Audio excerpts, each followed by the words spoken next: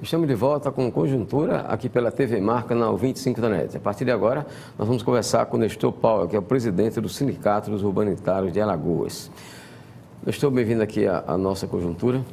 Bem, como é que está esse trabalho de vocês contra essa proposta do governo de privatização das elétricas? No caso, vai ser com o nosso aqui, que dizem mais respeito a Alagoas, a Eletrobras e a Chesf. Flávio, a gente quer agradecer primeiramente ao espaço, que vocês estão nos cedendo para a gente debater um pouco desse tema que tem nos preocupado enquanto trabalhadores e trabalhadoras do setor elétrico, entendendo a importância que essas empresas têm no desenvolvimento do Estado, no desenvolvimento do Brasil também. E nós estamos com esse trabalho de alertar a população exatamente o risco que se corre na hora que colocam as empresas dessa para a iniciativa privada. Entendemos que tanto a energia como o saneamento são de fundamental importância para o desenvolvimento do Estado em si, que devem ser política de Estado, e que não dá para a gente estar transferindo isso para um setor onde o objetivo maior é o lucro. E a gente sabe que esses setores ele precisa desse cunho social que só uma empresa pública pode dar. Nestor, quais são os maiores prejuízos para vocês, trabalhadores, com a privatização?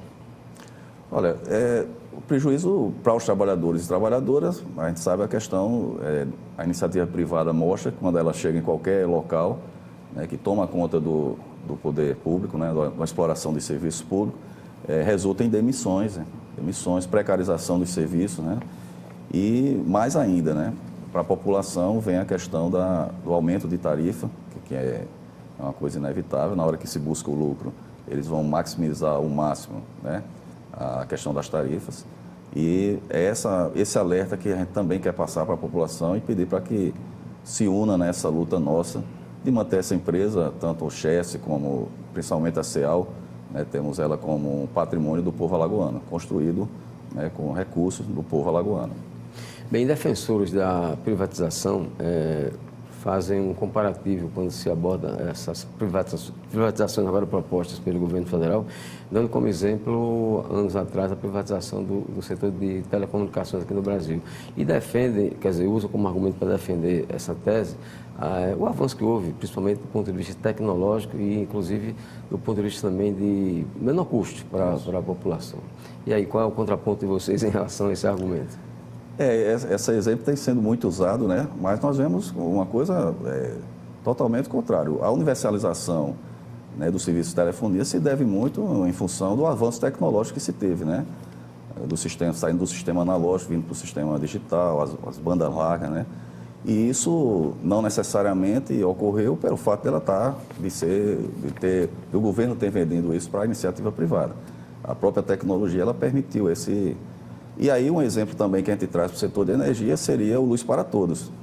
Luz para Todos também conseguindo universalizar a distribuição de energia nesse país todo e feito exatamente por uma empresa pública como a Eletrobras, que usou as suas subsidiárias todas para fazer esse trabalho.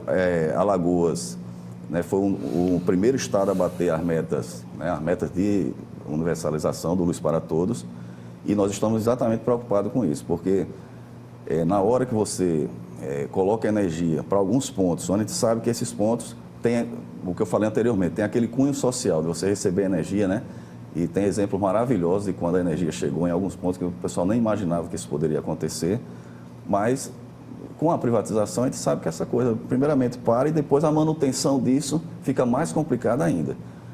Mais uma vez, a lógica do lucro não permite que você vá dar uma manutenção em locais onde só tem 2, 3 casas ligadas. Então, eles vão priorizar todo o esforço que é feito para dar manutenção nos locais onde tenha, nos grandes centros consumidores de energia. E é esse o contraponto que a gente pode fazer. E o exemplo maior está aí a telefonia também, sendo socorrida agora com dinheiro público. A Oi, por exemplo, o governo federal precisa injetar dinheiro nessas empresas agora. Outros exemplos temos aí, inclusive de empresas de eletricidade que foram vendidas e que depois precisou que o governo retomasse ela para o Estado. O objetivo do lucro, no caso que você está colocando aí, onde chegou o Luz para Todos, e ser desativado onde mais rendimento para a empresa, né, no caso, sendo privatizada, é o que se defende também quando se fala em privatização da Casal, por exemplo.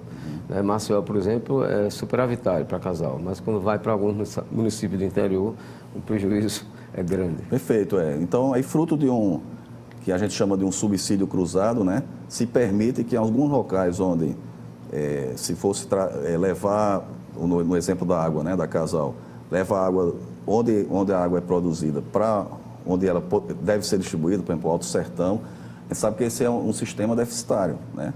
Então, por isso que é importante que esse serviço esteja na mão do Estado, que tem que ser uma política de Estado. Não pode deixar, né, imaginar uma população sem o acesso à água, sem acesso à energia no dia de hoje, né?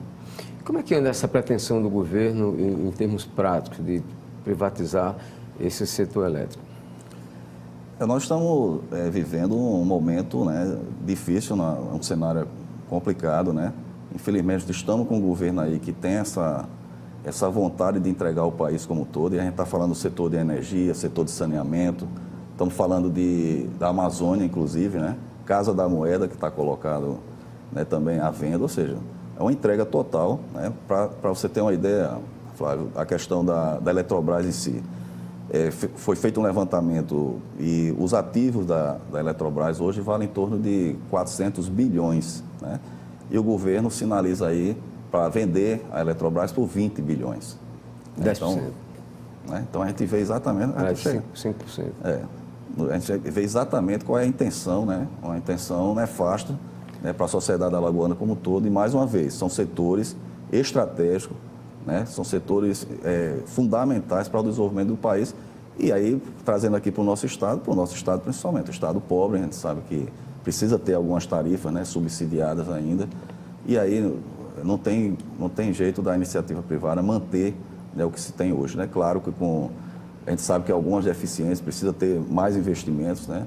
A CEAL, por exemplo, é uma empresa que, apesar de poucos investimentos que está tendo, mas é uma empresa que vem dando certo. A ANEEL reconhece isso, né? Os índices, né, os parâmetros que a ANEEL referenda, né, para se ter uma boa prestação de serviço. A CEAL tem conseguido bater isso, então a gente não vê nenhum motivo a não ser exatamente essa propositura desse governo de querer fazer a entrega do patrimônio público, né, para o capital estrangeiro, né, iniciativa privada.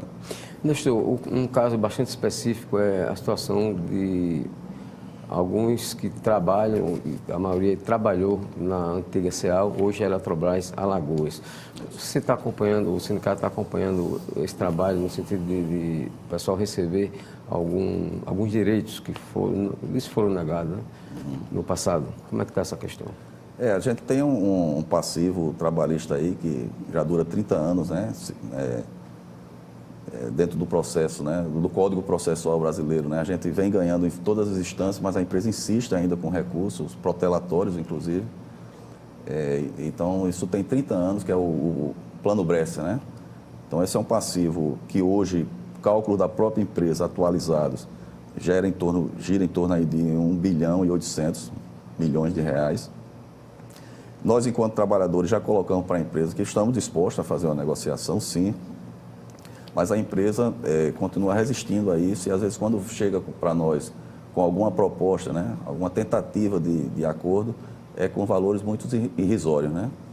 Inclusive, agora, recentemente, a gente tem conhecimento que está sendo tratado, posto, né, uma proposta aí de acordo dentro da gestão da Eletrobras, mas que gira em torno aí de 7,5% desse valor corrigido. Então, é uma coisa distante. Muito distante aí do que... Os trabalhadores, inclusive, já abriram mão de 50% disso, né? Aceitam fazer um acordo com metade desse valor, do valor atualizado. Certo. Mas, infelizmente, a empresa ainda não sinalizou, né, com uma proposta que possa nos atender. Como é que ficaria, Nestor, uma pendência dessa no caso de privatização? Não deixa de ser, né, um empecilho, né? Na hora que alguém vai adquirir uma empresa, ele faz um levantamento exatamente dos passivos. Eu queria até fazer um alerta aqui. O passivo que se está no balanço da empresa, né, que está aparecendo aí para o mercado, não é esse 1 bilhão e 800. É um valor muito menor que está ali dentro. 1 bilhão. 1 bilhão e 800 milhões. Então, esse valor não tá lá vamos dizer, no balanço da empresa, no oficial da empresa, né? Então é preciso os investidores, né, alguém que se habilita a comprar, saber, né, que tem um montante desse sendo questionado aí no TST, né, e agora recentemente ela recorreu para o Supremo também. Mas estamos aí aguardando, estamos dispostos a negociar, né, e fazer com que esses trabalhadores recebam, né, tanto tempo, 30 anos aí, não é fácil essa expectativa, né? E qual é a avaliação de vocês, a sua opinião pessoal também, sobre essa recente mudança no comando da Eletrobras Alagoas? É uma mudança que ela ocorre, né? Isso a gente sabe que são decisões políticas, né, que vem acontecendo. O que nós esperamos é que quem esteja assumindo, porque você fazer uma avaliação da capacidade técnica das pessoas, isso é muito subjetivo, não nos cabe aqui, mas o que a gente quer, né, e espera é que tenhamos a continuidade dessa empresa, que mesmo sem investimento ela vem dando uma resposta adequada aí para a população. Bom, voltando um pouquinho ao início da nossa conversa, quando a gente fala na situação da Chesf, a gente parte mais para a questão regional. E aí a gente lembra desse projeto que está em implantação bastante lenta, da transposição de água do Rio São Francisco. Qual a posição de vocês, do sindicato, com relação a isso?